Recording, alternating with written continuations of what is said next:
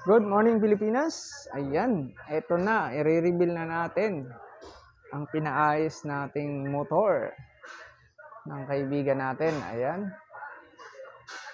nakita nyo naman, kinalas nila halos lahat ng flarings o yung kaha para makita ang lahat, ma-overhaul natin yung mga dapat ayusin. Ayan, kukondisyon natin to dahil ibibiyahe natin to ng malayuan. At ayan na nga po, pinagtulungan na ng kanyang mekaniko at ng may-ari ang motor, ang Yamaha AZ. Ayan, napakaganda ng motor na to, napakatipid sa gas, talagang gas saver talaga siya. Tsaka napakatibay ng kanyang mga parts. Ayan, kung nakita nyo yung pinanood nyo, yung unang video ko, ayan, kinalas nila itong carb at nilinis. Ayan, meron silang machine na ipapasok nila yung disassembly na carb nyo. At paglabas niya, napakalinis. Kala mo bago. First time ko nakakita ng ganitong proseso ng pag-aayos ng carb. Ayan yung una na dinidisassembly pa lang niya. Nakita nyo naman, napakadumi niya.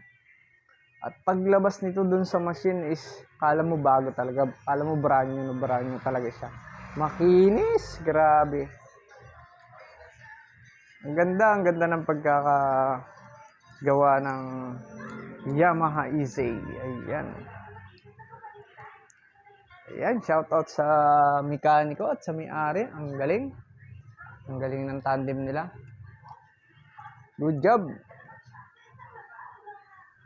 Ayan, eto nga po, dito nila pinapasok ang carb sa ultrasonic cleaner. Ayan, digital ultrasonic cleaner. Yun pala yung tawag dito sa machine na to.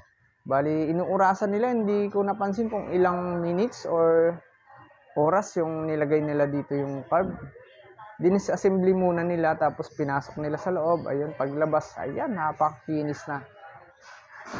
Ang galing, may mga ganun na pala ngayon dito na paglilinis ng carb. Tapos meron din silang air pressure. Talagang sulit kapag ka nagpaayos ka dito. At ang importante dito is pulido yung pagkakagawa. Hindi importante yung presyo na binayaran mo. Ang mahalaga is pulido, sulit yung pagkakagawa. Ayan, kompleto rin po sila ng mga pyesa dito, ng mga accessories ng motor, meron din po sila. Kaya kung magpapagawa kayo ng motor, ayan, i-reveal na natin yung address nila. Dito lang po yan sa may Ditwason Corner, Malaya. Ayan.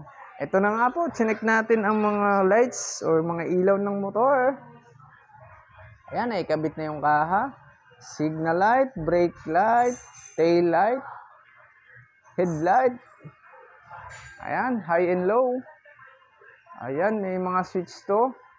Dalawa yung switch niya. Ayan, hindi namin makapa. Pero nakuha rin natin. Ayan. Ayan yung high niya is low. Yung low niya is dilaw. At ang kanyang high ay super white.